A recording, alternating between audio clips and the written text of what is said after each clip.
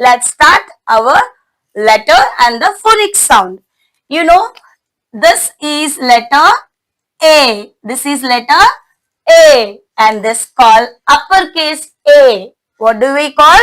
We call this as a uppercase A. The other one is lowercase a, circle and a slanting line. So, uppercase A and lowercase a.